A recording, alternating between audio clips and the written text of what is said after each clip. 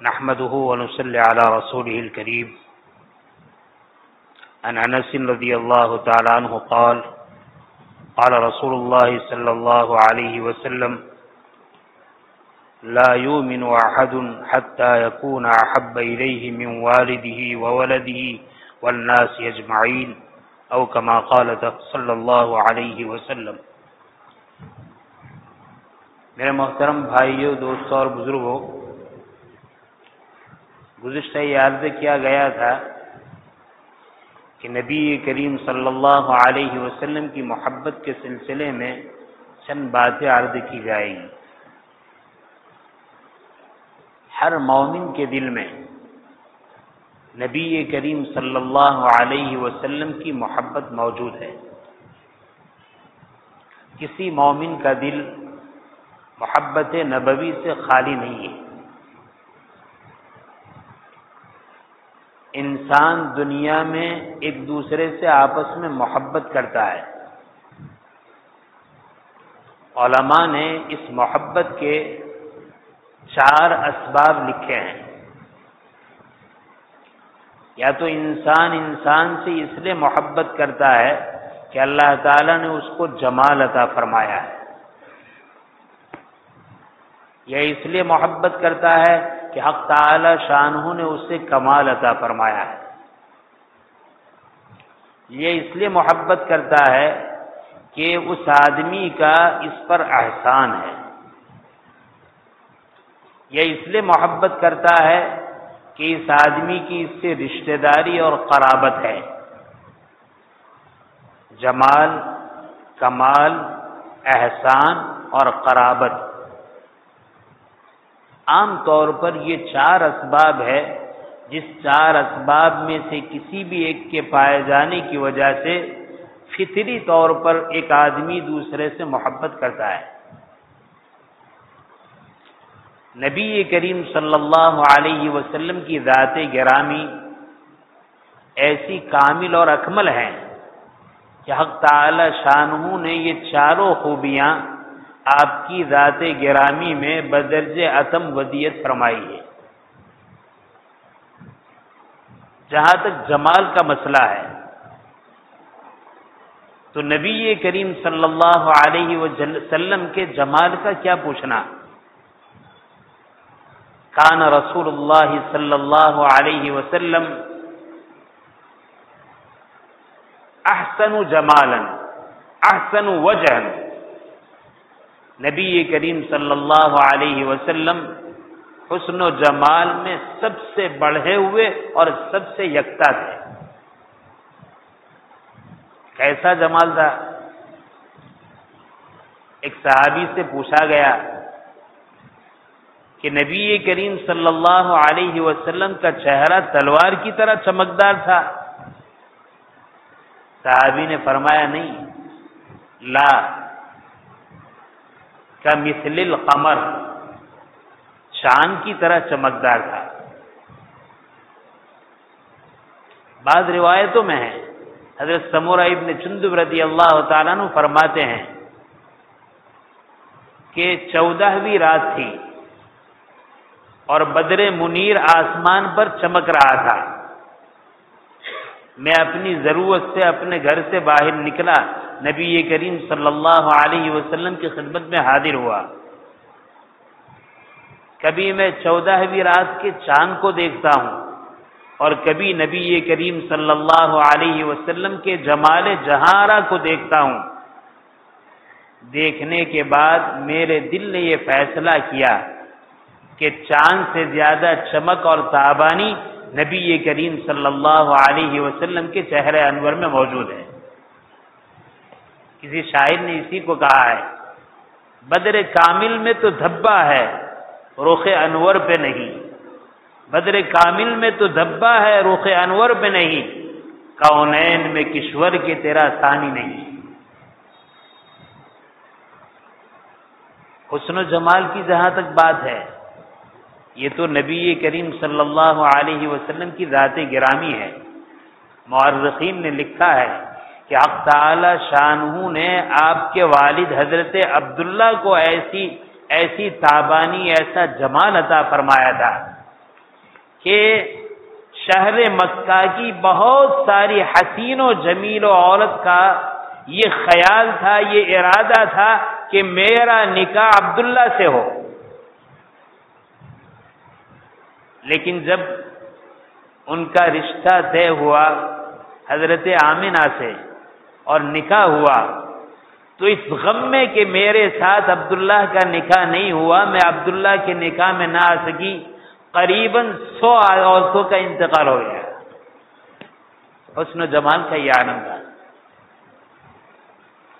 اور حضرت عبداللہ کے بیٹے ہیں نبی کریم صلی اللہ علیہ وسلم، باپ کے حسن و جمال کے ساتھ اللہ نے نبوت کا حسن و جمال عطا فرمایا تھا، آپ کی شان کیا ہوگی؟ اسی لیے حضرت عائشہ صدیقہ رضی اللہ تعالیٰ عنہ فرماتے ہیں لنا شمس وللآفاق شمس والشمس تطلع بعد العشاء، ایک آفتاب ہمارا ہے اور ایک آفتاب آسمان کا ہے، دنیا والوں کا ہے۔ ہمارا آفتاب عشاء کے بعد طلوع ہوتا ہے۔ آپ صلی اللہ علیہ وسلم عام طور پر ہمارے گھروں میں عشاء کے بعد تشریف لاتے ہیں، تو حضرت عائشہ نے نبی کریم صلی اللہ علیہ وسلم کے جمال جہاں آرا کو آفتاب سے تعبیر فرمایا۔ یہ بات طے شدہ ہے۔ حق تعالی شانہ نے حضرت یوسف علیہ السلام کو بے مثال حسن عطا فرمایا تھا۔ اور دیکھیے حضرات انبیاء علیہم السلام کے کمالات اور خوبیوں کو بیان کیا جائے تو اس بات کا خیال رکھنا چاہیے کہ کسی نبی کی خوبی اس طرح بیان نہ کی جائے کہ دوسرے نبی کی خوبی میں کمی آئے، یہ خلاف ادب بات ہے۔ حضرت یوسف علیہ السلام کے حسن و جمال کو مصر کی عورتوں نے دیکھا تو مصر کی عورتیں دیکھ کر ایسی فریفتہ ہو گئی کہ اپنی انگلیوں کو کاٹ دیا، پھل کو کاٹنے کے بجائے اپنی انگلیوں کو کاٹ دیا۔ حضرت عائشہ صدیقہ رضی اللہ تعالیٰ عنہ فرماتی ہے کہ انہوں نے میرے آقا کے جمال جہاں آرا کو نہیں دیکھا، اگر آقا کے جمال جہاں آرا کو دیکھتے تو بجائے انگلی کے دلوں کو کاٹ دیتے۔ تو اگر کوئی ذات حسن و جمال کے اعتبار سے قابل محبت ہے تو اس روئے زمین پر نبی کریم صلی اللہ علیہ وسلم سے بڑھ کر کوئی ایسی ذات نہیں ہے کہ جن سے محبت کی جائے۔ اور کمالات کا تعلق ہے تو دنیا جانتی ہے نبی کریم صلی اللہ علیہ وسلم کو اللہ تعالیٰ نے جامع الکمالات بنایا تھا۔ جس کمال میں آپ کو دیکھا جائے آپ کامل اور اکمل تھے، صرف اخلاق کو دیکھا جائے تو حق تعالی شانہ گواہی دے رہے ہیں انک لعلی خلق عظیم، کہ آپ بہت بلند و بالا اخلاق والے ہیں۔ تو اگر کمالات کو دیکھا جائے تو کمالات کے اعتبار سے بھی نبی کریم صلی اللہ علیہ وسلم کی ذات گرامی اتنی کامل ہے کہ آپ کی ذات عالی سے محبت کی جائے۔ اور اگر احسانات کے اعتبار سے کسی سے محبت کی جائے تو دنیا جانتی ہے اس دنیا کا وجود، اس دنیا میں حضرات انبیاء علیہم السلام کی آمد، اس دنیا میں انسانوں کی ہدایت، یہ سارے کا سارا دین ہے نبی کریم صلی اللہ علیہ وسلم کے وجود مسعود کا۔ اگر آپ کو پیدا کرنا مقصود نہ ہوتا تو حق تعالی شانہ اس عالم کو پیدا نہ فرماتے۔ احسانات بے شمار ہیں، اور اگر قرابت دیکھے تو خود حق تعالی شانہ فرماتے ہیں النبی اولی بالمؤمنین من انفسہم، کہ نبی مسلمانوں کے باب میں اپنی جانوں سے زیادہ بڑھ کر ہے۔ قربت کا یہ حال ہے۔ بہت مختصر طور پر آدمی جمال دیکھے، آدمی کمال دیکھے، آدمی احسانات دیکھے، آدمی اگر آپ کی قرابت کو دیکھے تو ساری چیزوں میں آپ بطرز اتم کامل۔ ضرورت اس بات کی ہے کہ ہم مومن جن کے دلوں میں نبی کریم صلی اللہ علیہ وسلم کی محبت ہے اس محبت کو اجاگر کرنے کی ضرورت ہے۔ حدیث میں ہے آدمی اس وقت تک مومن نہیں ہو سکتا جبکہ اس کے دل میں میری محبت اپنے باپ سے، اپنی اولاد سے اور تمام انسانوں سے بڑھ کر نہ ہو۔ جب یہ ارشاد ہے، اس حدیث کے دو مطلب ہیں۔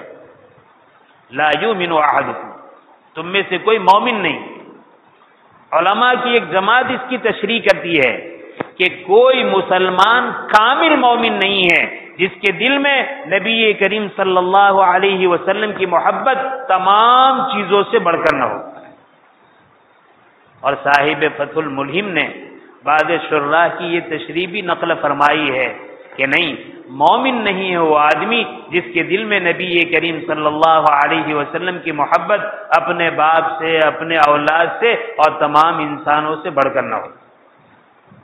بہت بڑا مسئلہ ہو گیا۔ اگر ہمیں پوچھا جائے کھلے دل سے کہ بھئی تمہارے دل میں نبی کی محبت زیادہ ہے یا اولاد کی محبت زیادہ ہے، ماں باپ کی محبت زیادہ ہے، شوہر ہے تو بیوی کی محبت زیادہ ہے، بیوی ہے تو شوہر کی محبت زیادہ ہے، مال و دولت کی محبت زیادہ ہے، منصب کی محبت زیادہ ہے،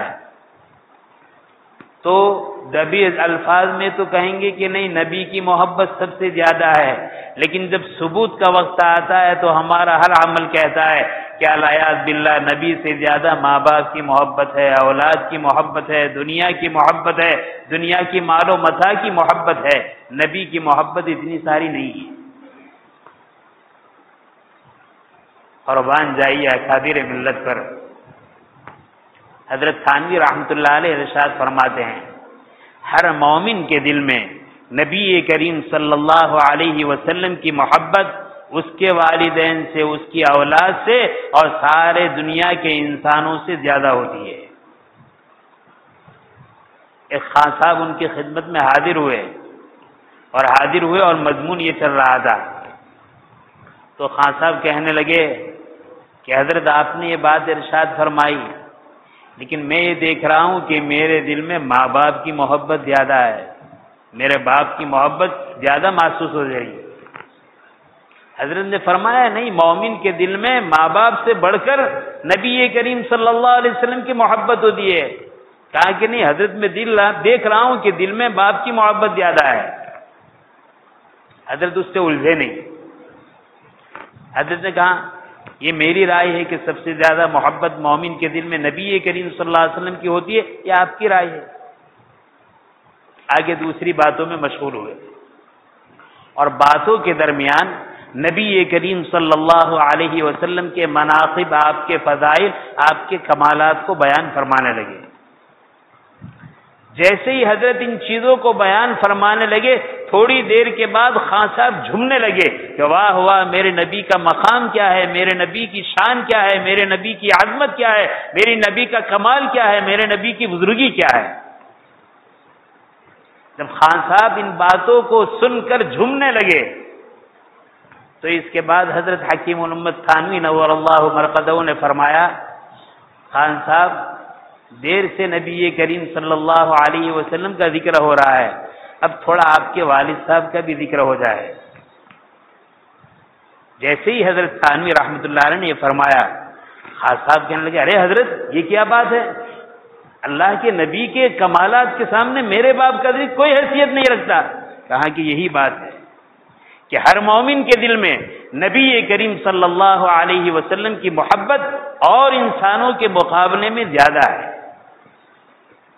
لیکن یہاں پر ایک بات ہے، محبت کس چیز کا تقاضا کرتی ہے؟ محبت تقاضا کرتی ہے اتباع کا، محبت تقاضا کرتی ہے پیروی کا، محبت تقاضا کرتی ہے جس سے محبت ہے اس کو پیشوا بنانے کا، محبت تقاضا کرتی ہے جس کو پیشوا بنایا ہے اس کے نقش قدم پر چلنے کا۔ میں اپنی زندگی کو ٹٹولتا ہوں، ہر شخص دوسرے کی زندگی کے بجائے اپنی زندگی کو ٹٹولے۔ میرا رہن سہن آقا دو جہاں صلی اللہ علیہ وسلم کے رہن سہن کے مطابق ہے یا نہیں؟ میری غمی میری خوشی، میری شادی، میرا کاروبار، میری معیشت، میرے اخلاق، میرے کردار، میری معاشرت، یہ سب نبی کریم صلی اللہ علیہ وسلم کے طریقے کے مطابق ہے یا طریقے سے خلاف ہے؟ جب ہر آدمی اپنے کو پوچھے گا، اللہ کے بعض بندوں کو چھوڑ کر اکثر بندوں کا حال یہ ہوگا کہ اس کا دل یہ گواہی دے گا کہ کہنے کو تو ہم کہتے ہیں نبی کریم صلی اللہ علیہ وسلم کی محبت ہے، لیکن جب اس ترازو میں ہم تولتے ہیں تو کہیں محبت نظر نہیں آتی۔ ہمارا رہن سہن، زندگی گزارنے کا طریقہ، کھانے پینے کے طور و طریق، وضاقتہ کے طور و طریق، بال رکھنے کی طرز ادا، اسی طریقے سے عبادت کرنے کا انداز، اسی طرح اللہ کے احکام کو ماننے کا طریقہ، اسی طریقے سے ہمارا لباس، اسی طریقے سے ہمارے معاملات، اسی طریقے سے ہماری شادیاں، اسی طریقے سے ہماری تجارت، اسی طریقے سے ہمارا سلوک ماں باپ ہونے کے ناطے اپنی اولاد کے ساتھ، ہمارا سلوک اولاد ہونے کے ناطے اپنے ماں باپ کے ساتھ، رشتہ دار ہونے کے ناطے رشتہ دار کے ساتھ، پڑوسی ہونے کے ناطے پڑوسی کے ساتھ، مسلمان ہونے کے ناطے مسلمان کے ساتھ، بستی والے ہونے کے اعتبار سے غیر مسلم کے ساتھ، انسان تو انسان جانوروں کے ساتھ جب ہم اس زاویے سے غور و فکر کرتے ہیں تو ہمارا دل یہ گواہی دیتا ہے کہ کہنے کو مسلمان ہے، دعویٰ محبت کا ہے، لیکن ساری چیزیں نبی کریم صلی اللہ علیہ وسلم کے طور و طریق سے ہٹ کر ہے۔ اب سوال رہ جاتا ہے، حضرت تھانوی رحمۃ اللہ علیہ فرماتے ہیں سب سے زیادہ محبت ہے، اور محبت کی علامت یہ ہے، دلیل یہ ہے کہ محبت میں آدمی کو جس کی محبت ہوتی ہے وہ اس کے پیچھے لٹو ہو جاتا ہے، وہ اس کے پیچھے دیوانہ ہو جاتا ہے۔